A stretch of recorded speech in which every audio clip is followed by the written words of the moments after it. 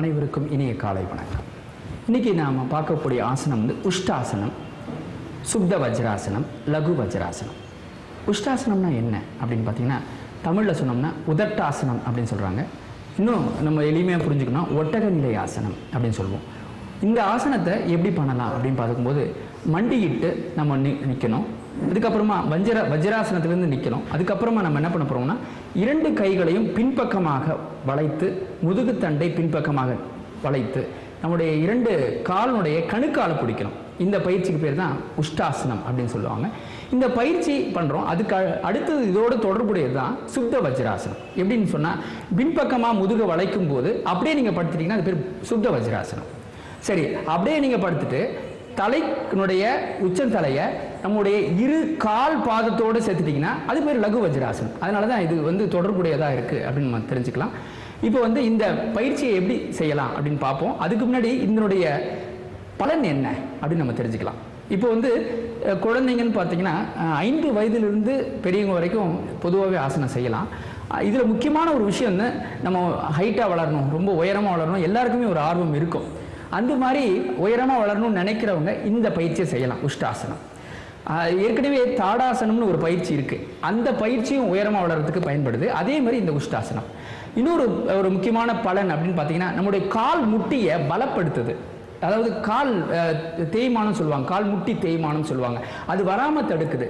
அதாவது கால் தண்டு வடம்னு சொல்லுவோம், அதில் பலப்படுத்துது. நம்முடைய தொடை பகுதியை பலப்படுத்துது. அதாவது தேவையற்ற கொழுப்பை கரைக்குது. இது மாதிரி நம்ம பின்பக்கமாக முதுக வளைக்கும் போது மார்பு கூட்டு விரிவடையுது. இது மூலமா இன்னொரு விஷயத்தை நம்ம தெரிஞ்சுக்கலாம். இதை வந்து ரொம்ப எளிமையாகவும் பண்ணலாம். இடுப்பில் கையை வச்சுட்டு மெதுவாக அர்த்த உஷ்டாசனா அப்படின்னு சொல்லுவோம். அர்த்தம்னா பாதின்னு அர்த்தம். அந்த அளவுலையும் நம்ம வந்து பாதி அளவுலையும் பின்பக்கமாக முதுகை வளைக்கலாம். இப்படி வளைத்தும் நம்ம வந்து பயிற்சி செய்யலாம். ரொம்ப எளிய பயிற்சியை நம்ம செய்ய முடியும். இந்த பயிற்சியில் இன்னொரு முக்கியமான ஒரு விஷயம் என்னன்னா, நுரையீரல் தொடர்பான பிரச்சனைகள். இப்போ எல்லாருக்குமே வந்து இந்த பனிக்காலம் வந்தாலும் சரி, இந்த மாதிரி கோடைக்காலம், எந்த காலத்திலையுமே சில பேருக்கு கோல்டு அப்படின்னு சொல்லக்கூடிய சளி தொல்லை இருந்துகிட்டே இருக்கும். அப்படி இருக்கிறவங்க இந்த பயிற்சி செய்து பலன் அடையலாம். இன்னைக்கு வந்து ஆஸ்மா, ஈஸ்னோஃபிலியா, சைனஸ் போன்ற பிரச்சனைகளை அவதிப்படுறாங்க. இந்த பயிற்சியை செய்வதன் மூலமாக நிறைய பலனை அடைய முடியும். இந்த பயிற்சியினுடைய முக்கியம் என்ன அப்படின்னு நம்ம சொல்லும்போது, இந்த பயிற்சியை ரொம்ப எளிய முறையில் பண்ணலாம். அதுக்கு முன்னாடி நம்ம செய்ய வேண்டிய விஷயம் என்னன்னா, பயிற்சி செய்வதற்கு முன்பாக வஜ்ராசனத்தில் அமர்ந்து சில வினாடிகள் மூச்சு பயிற்சி செய்யணும். மூச்சு பயிற்சி செய்தால் எந்த ஆசன பயிற்சியும் தொடங்கணும், முடிக்கும் பொழுதும் மூச்சு பயிற்சியோடு முடிக்கணும்.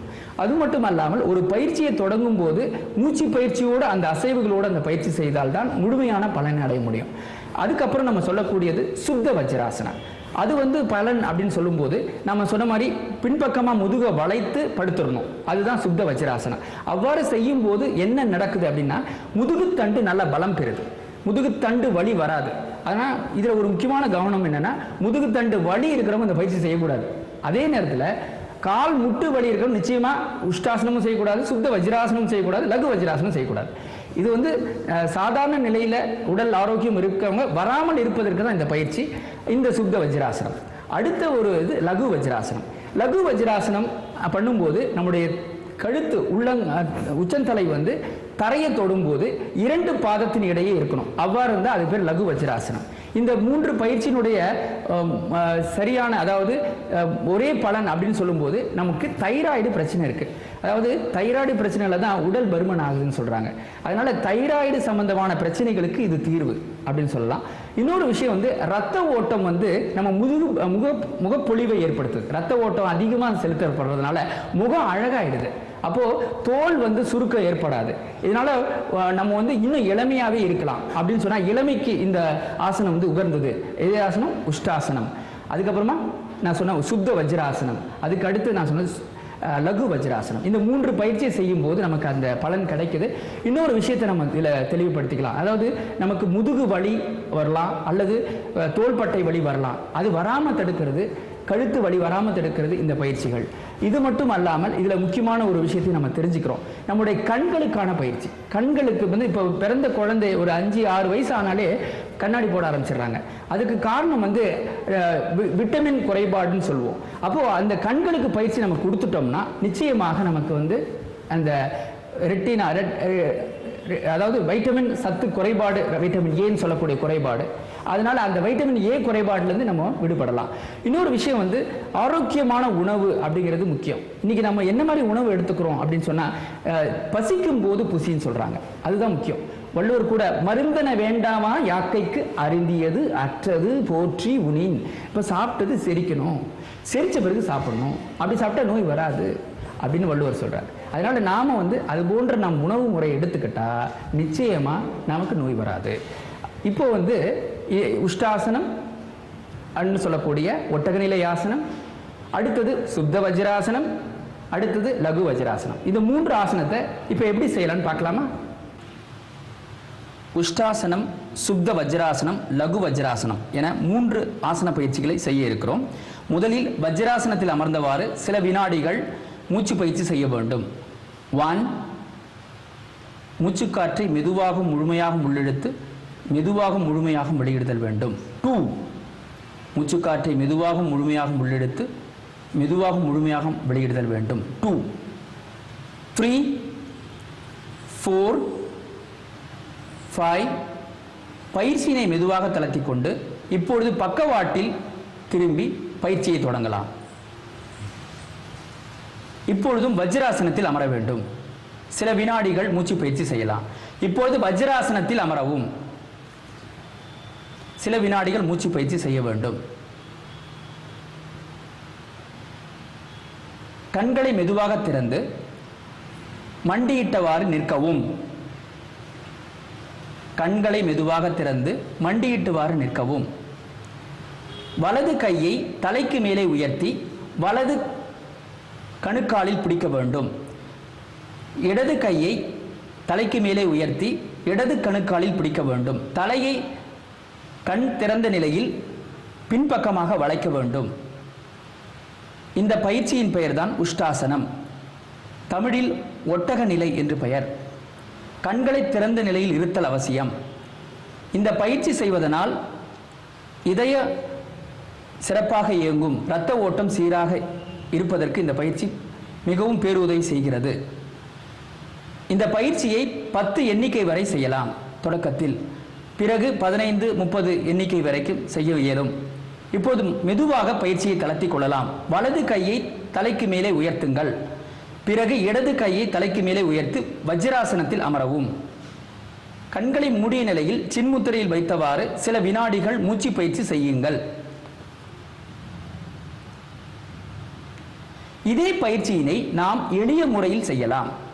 அதாவது மண்டியிட்டவாறு அமர்ந்து கைகளை இடுப்பில் வைத்துக்கொண்டு தலையை பின்பக்கமாக சாய்த்து நாம் பயிற்சி செய்யலாம். இப்பொழுது மண்டியிட வேண்டும். அனைவரும் மண்டியிட்டு நிற்கவும். கண்களை மெதுவாக திறக்கலாம். கால்களை நன்றாக அகட்டி கொள்ள வேண்டும்.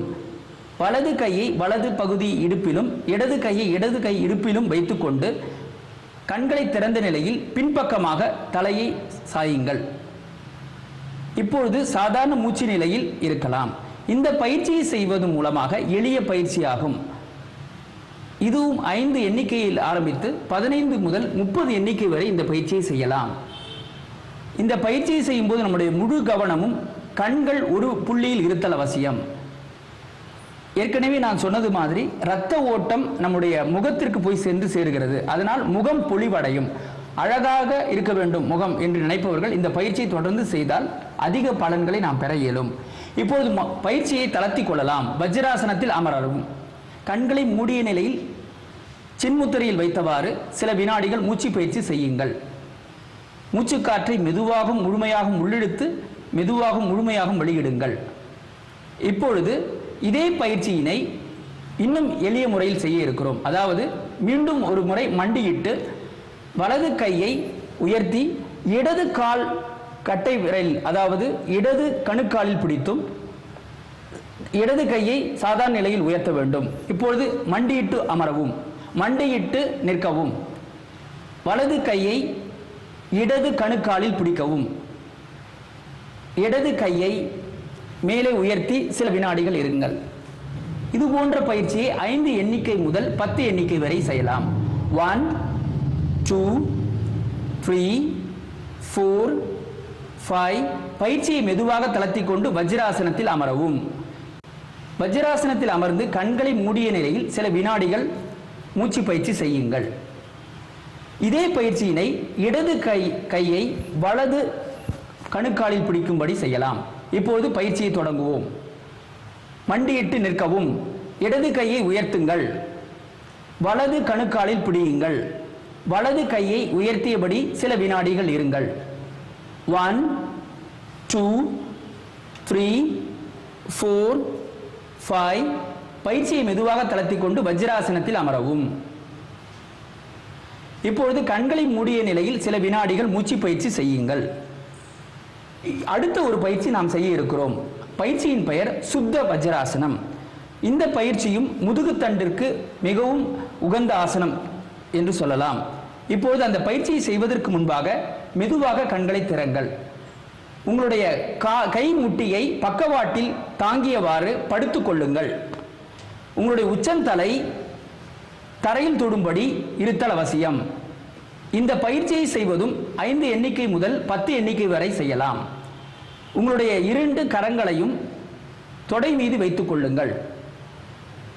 1 2 3 4 5. பயிற்சியை மெதுவாக தளர்த்திக் கொண்டு இதே பயிற்சியில் இருந்தவாறு லகு வஜ்ராசனா பயிற்சியை செய்யலாம். மெதுவாக உங்களுடைய உச்சந்தலை 2 கால்களின் மத்தியில் வைக்கலாம். முயற்சி செய்யுங்கள். லகு வஜ்ராசனம் மெதுவாக செய்யுங்கள். உங்களுடைய முழு கவனமும் பயிற்சியில் இருத்தல் அவசியம். உங்களுடைய 2 கைகளையும் கால் முட்டியின் முன்பக்கமாக வைத்தால் நல்லது. உங்களுடைய 2 கைகளையும் கால் முட்டியின் பக்கமாக வைத்தல் நல்லது. கண்களை திறந்து இருத்தல் அவசியம். சில வினாடிகள் இந்த பயிற்சியில் இருக்கலாம். பயிற்சியினை மெதுவாக தளர்த்திக் கொண்டு சுத்த வஜ்ராசனத்தில் இருக்கவும். சுத்த வஜ்ராசனம். இப்போது முழுமையாக பயிற்சியை தளர்த்திக் கொண்டு மெதுவாக வஜ்ராசனத்தில் அமரவும். மெதுவாக நிமிர்ந்து வஜ்ராசனத்தில் அமர்ந்து சில வினாடிகள் மூச்சு பயிற்சி செய்து பயிற்சியை தளர்த்திக் கொள்ளுங்கள். இப்போ எப்படி செஞ்சாங்க நீங்க பார்த்தீங்கல்ல. இப்போ நம்ம வீட்டில் செய்து பயிற்சி செய்யலாம். இதில் முக்கியமான விஷயம் என்ன அப்படின்னா, இந்த பயிற்சியை செய்யும் போது எந்த பயிற்சி செஞ்சாலும் சரி யோகா ஆசிரியருடைய துணையோடு செய்யுங்க. நீங்களாம் செஞ்சு அதில் பக்க விளைவுகள் ஏற்படும். மீண்டும் அடுத்த நிகழ்ச்சியில் சந்திப்போம். நன்றி, வணக்கம்.